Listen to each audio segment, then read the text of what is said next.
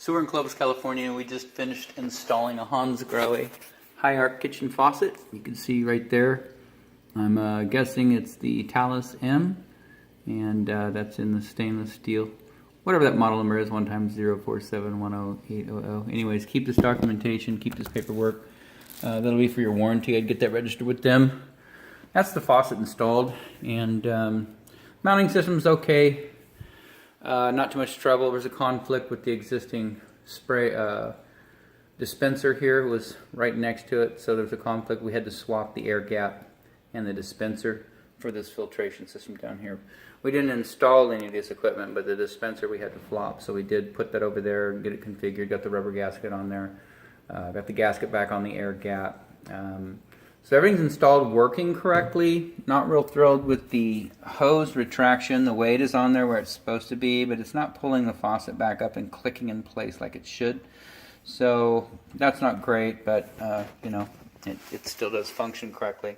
We did have to manufacture our own little part down here. You can see we've got a Watts, a little short supply line back here.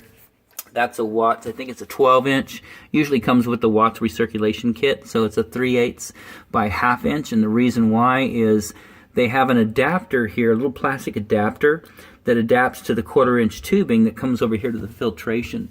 And so there's no other way to you know, tie it in.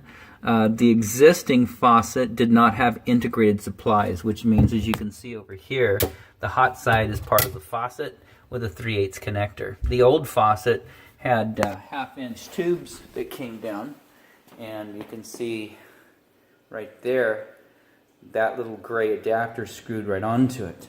And so we had to come up with something, and what we came up with is a little 1/2 inch, it's brass right there. It's a little 1/2 inch by 3/8 adapter, so 1/2 inch male pipe threads to 3/8.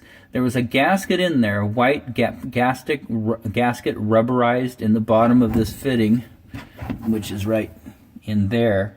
And so we reused it, we tightened it down, everything seems to be correct.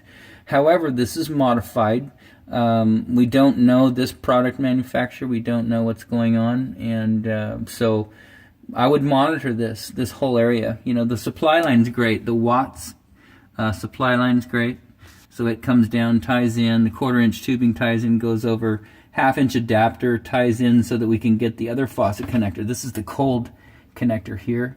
We needed to get it back to 3/8, and because this shutoff valve, or actually this adapter, is full 1/2 inch iron pipe.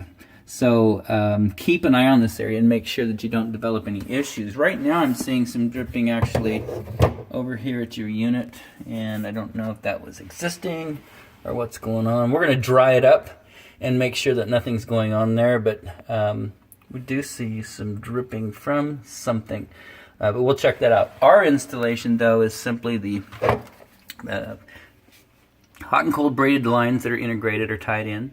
Those are good and not dripping, and then also the faucet. We'll take a look at this other issue on the filtration in a minute to see what's going on, but outside of that, this installation is done.